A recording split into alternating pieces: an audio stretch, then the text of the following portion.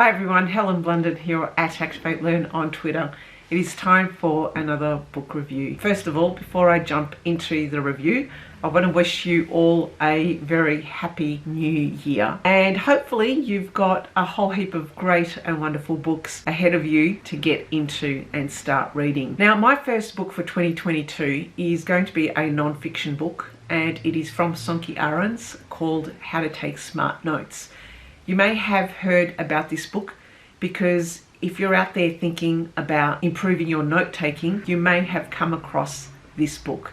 It's all over on Goodreads, it's all across all sorts of different people, YouTubers are talking about this book. It is a short book, it has been written a while ago. However, I downloaded the book about a year ago thinking that I needed to improve my note-taking. What was happening was I found that I take notes everywhere on bits of paper, on paper pads, post-it notes, but there's no consistency to my note-taking. So I thought I'm going to download this book and hopefully it gives me an indication or some kind of process that I could use to consistently use a note-taking process that allows me to find my notes, curate my notes, categorize my notes, and then create some kind of value from my notes, meaning I create something from them, whether it's a blog post, whether it's creating a video, whether it's writing a chapter of a book, whether it's coming up with a new product or service or whatever it is. I had to get smarter with my note-taking. So what this book is about is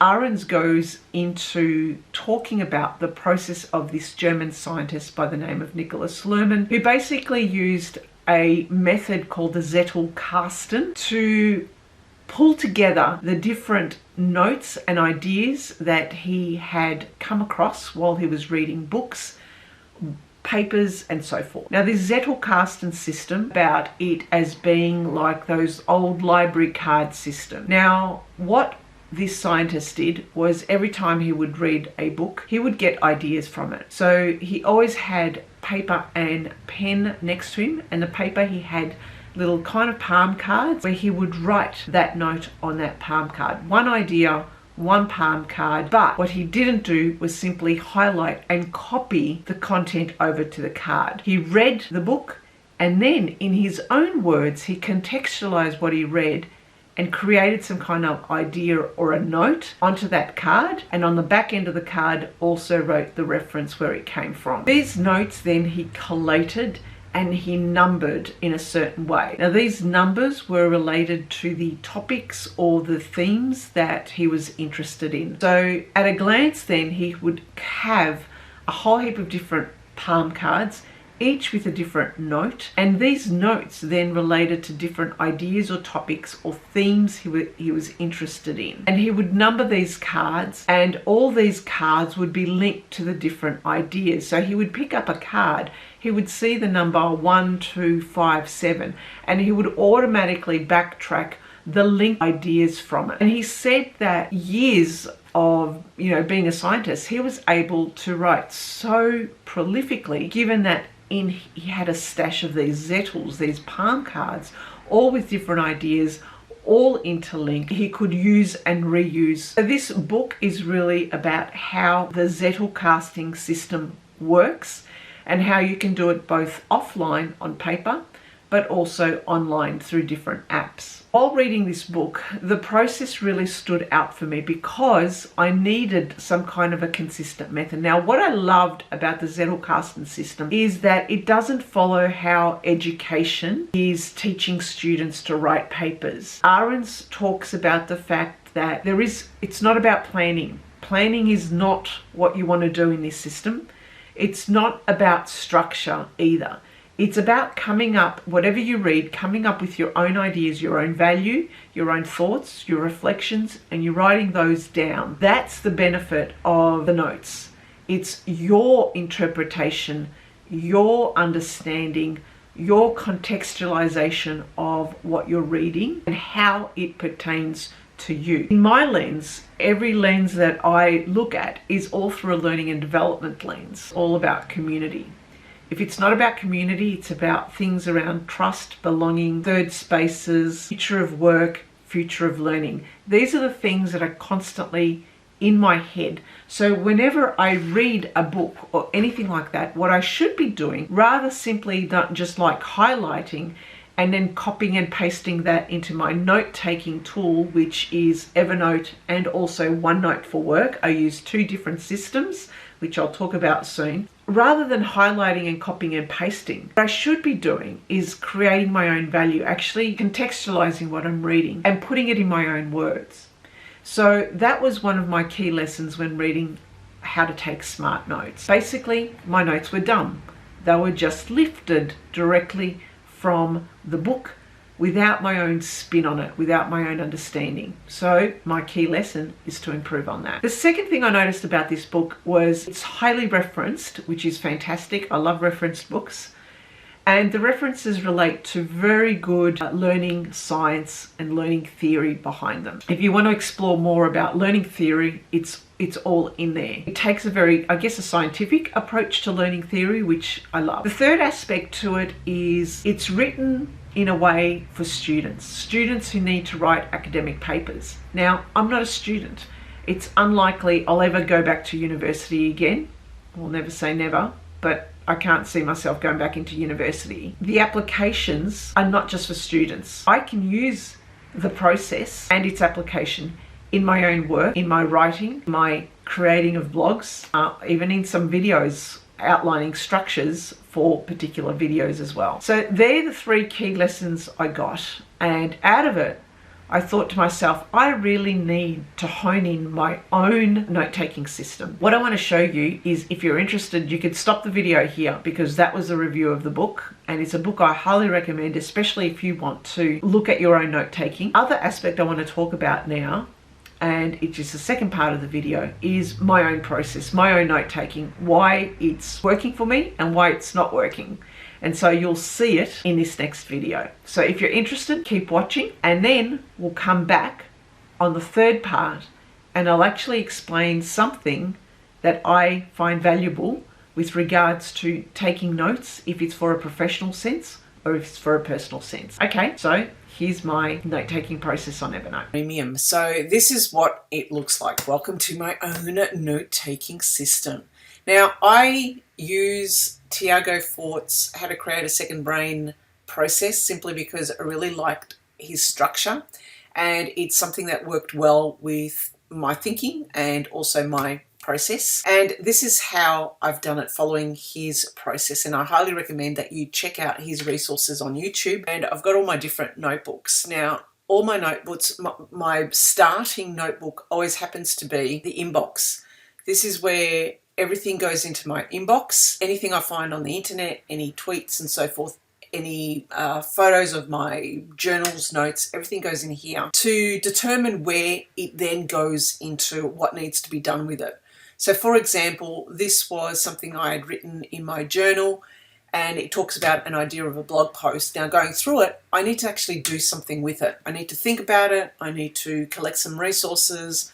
I need to create something from it, which is a blog post. So I need to do some work. So I haven't moved this just yet, but what would usually happen is I would move it into a project area. Now, a project is something that I'm working to. It could be a video that I want to create. It could be a blog post I want to write. It could be, a book chapter that I'm writing about. It could be anything really, but it is a project. It is an outcome to it. You can see here, these are the projects that I am thinking about. So I want to create and write some blogs. These are the themes I'm thinking about. So at any time of the day, I could be thinking about Microsoft Forms. I could be thinking about trust and belonging. I could be thinking about community, learning, reflection, and so forth. But in order for me to write those blogs, I need to have some additional notes that will go into this blog post. And so anything I collect, I would put it into that note.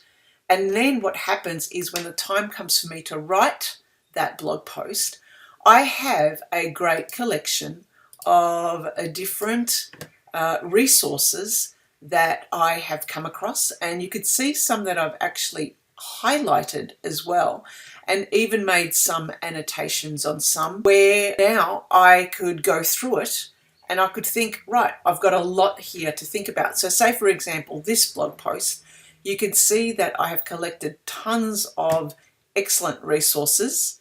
But you can see here that I've added in these other different colors my own value, my own ideas as well. Anything that is highlighted is something very, I guess, that I could use in the future. So this effectively then now becomes my catalogue of resources, ideas. But what happens is, as you can see, there's a lot of dump with just copy and paste. Where I need work is I actually need to sit down and write my own ideas, contexts, applications of what I read. It's not simply just a dump of URLs, okay? From this, I can now have enough to really look at all the resources and then be able to type up a new note and create a new note or write a blog post from it. Now, the other thing I do is I collect a lot of resources. There are tons of resources on the internet. These are URLs, articles, white papers, infographics, and so forth. And recently, well, last year, I went through and did a massive digital cull because a lot of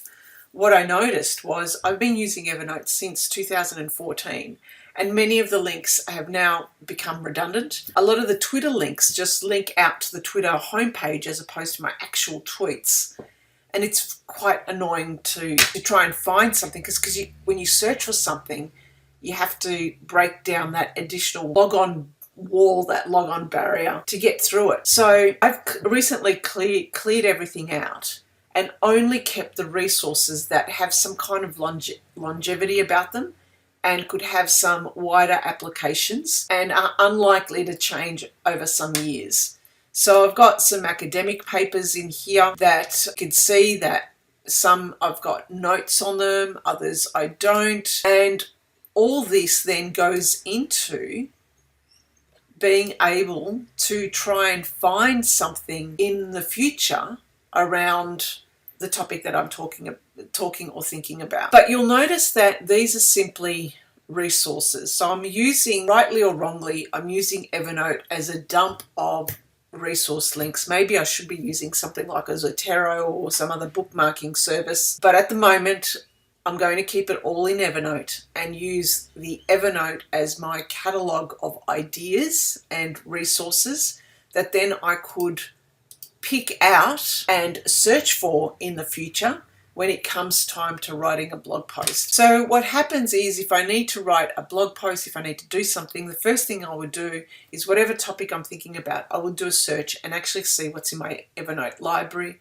From there, I can move it into my project folder under the relevant project that I'm working on. And from there, I'll be able to create the note and make my own notes. That's how I use Evernote. Where I fall down is adding my own value to the notes. I don't do it often. As you can see, some of the notes have just got the link with no commentary on it. And the other thing that I fall down is I don't have a consistent process. So if I write things down on my little notebook, I should get into the practice of taking a photo and sending it into my inbox to be sorted out later on. That's where I fall. This is the way I take notes, and it's how I search for notes in a note-taking platform. But my skill and my thing that I must do is continually just take my own notes, not just copy and paste, not just highlight, but actually write notes, my own notes. Okay, that is it. That's all I wanted to show from Evernote. Alrighty, so hopefully you found that useful, or hopefully it triggered something that you may have thought, oh crap, I really need to kind of come up with my own note-taking process. Well, if you've done that, that's fantastic.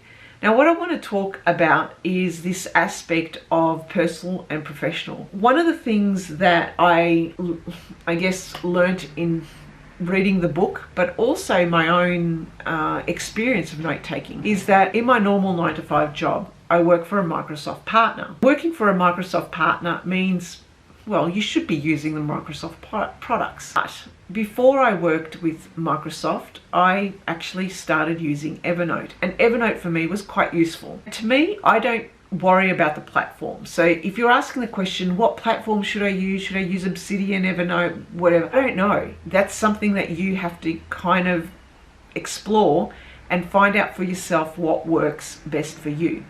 But for me, Evernote worked just as fine, simply because I can collect my resources, I could search on them, I could link them as well, I could create the note taking. And I know there are other tools out there like Roam and Obsidian that actually create the linkages, which is great. However, I just didn't want to go down learning a new tool, simply because I'm currently working with two. My personal knowledge management tool, which is Evernote, and then my professional knowledge tool, which is Microsoft OneNote, simply because I have to be seen as using it, being working for a Microsoft partner. Microsoft OneNote is brilliant. I have to put it out there. It is one of the top note-taking tools I have used, and I love it. But for me, I want to keep my professional knowledge management and my personal knowledge management separated. I want to be able to log into a system that I have paid for, that I have my own credentials to, where my own thinking is and is not accessible by any others, like an organization. So what I've done is I use Microsoft OneNote professionally, where anything to do with creating of work products, anything that I'm working on with organizations, teams, I will use in a OneNote notebook, knowing that I'm happily able to share that to my colleagues if they wanted to. But at the same time, if I ever left the company, I'm not scrambling around trying to export that file into somewhere else, into my own system. And besides, I use the desktop version of Microsoft OneNote, which is brilliant, which I find better than the mobile app. So anyway, that is the reason why I use two different systems, simply because if I'm thinking about longevity, if I'm thinking about my own long-term personal development, something that I could use my thinking, my value, my reflections, my own ideas, my creativity, I want that to be mine. I don't want it to be under a company brand or a company system. I might use that for application for a work team or project that I'm working on with colleagues, by all means. But there comes a time where I have interests outside of Microsoft. I have interests that could be more personal or whatever. So that way I would prefer to keep two different systems. So that's what I've done. Evernote for my personal, OneNote for my professional. I use them in very similar ways, although I've noticed that OneNote has a different tagging system to Evernote. And I must admit that I prefer Evernote's tagging system than Microsoft's. But regardless of what I use, regardless of what you use, it doesn't matter. Both systems work. So that is it. I just wanted to explain the third part as to whether, what system to use, it doesn't matter. How you would use a system, again, it doesn't matter as long as it works for you. For me, privacy, longevity, and the ability of holding on to my own value, my thoughts, my reflections, my own creations, I wanted them to be under my own name, brand, credentials, platform that I pay for. I mean, that's not to say that I could have opened up a Microsoft personal account. I mean, I could have done that. But, these are the things, these are the choices we make. Is that likely to change in the future? It may. For now, I'm just sticking with Evernote for the time being until such a time that maybe I could change it, or if not, I could rejig it or export it into some other system. But for now, Evernote works for me. Anyway, let me know what you think. I'd be interested in your own note-taking system. This is quite a long view, but it's split, like I said, it's split into three parts: the book review, then my process, and then this idea of personal and professional knowledge management. Let me know what you think. I'd be interested in your thoughts. So write them down in the comments below and I will respond to all your comments. If you're interested to learn more, I blogged about it as well, and I'll put that in the link. 2022, I'm hoping it's going to be a better year for note taking for me. All right, that's all I wanted to share with you today. Bye for now.